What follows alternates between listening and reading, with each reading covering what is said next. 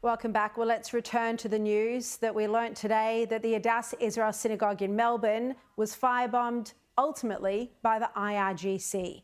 And joining me now is Adass Israel Synagogue board member Benjamin Klein. Benjamin, good to see you again. Sharri.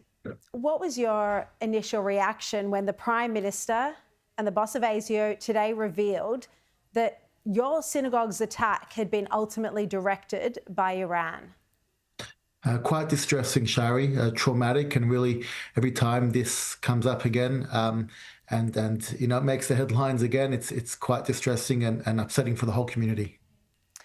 Look, I met you right after the firebombing happened. You know, when you and your colleagues showed me through the synagogue. Nearly 9 months since that attack. You know, there's been a lot of fear since then. People are now afraid to turn up to synagogue. It's true, Sharri, and even walking through the streets and just the fabric of Melbourne, even in the last 9 months, has gotten worse and worse. I mean, kids in a school park being screamed at, and just the level of heat on the streets at the moment is quite upsetting and very scary. I mean, in a sense, it does provide some comfort that we know who's behind it, that the authorities have connected the dots. But ultimately, there are a lot of local criminals in this country who have been hired by higher players to commit some of these attacks. Yeah, absolutely.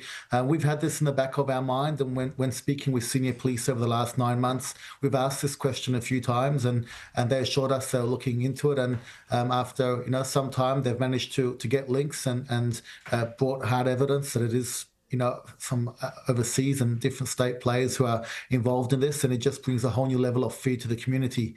The truth is, it's a fear that comes to the Jewish community, but really should come to the whole Australian community, to know that overseas terrorists have an ability to come to Melbourne, to our beautiful city and our beautiful country, and do these types of terrible terrorist acts and these atrocities to any community is very scary.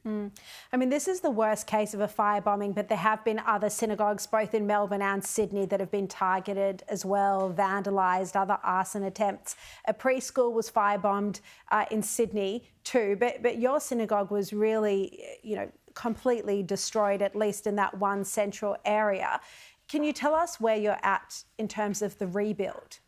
Sure. So it's a huge amount of effort and work from within a board to organise and to help work through plans. We've currently had draft plans prepared, and that's gone out to the community. We've had a couple of sittings with that, and we'd like very much to lodge plans in council in the next 4 to 8 weeks, with early next year begin some works, hopefully to start building a new building, which we estimate will be 2.5 years to build. And you've had very generous donations as well from key figures in Australia, not just the Jewish community.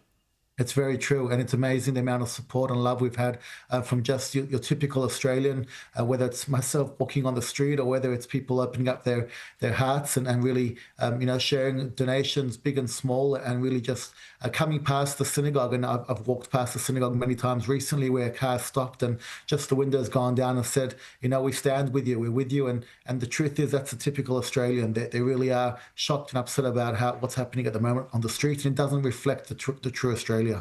No, I completely agree with you. Most Australians, whatever their faith, whatever their nationality, whatever their background, they don't like, absolutely not the violence, but they don't like the division of the protests either that we're seeing. Benjamin, thank you very much for your time. Really appreciate it.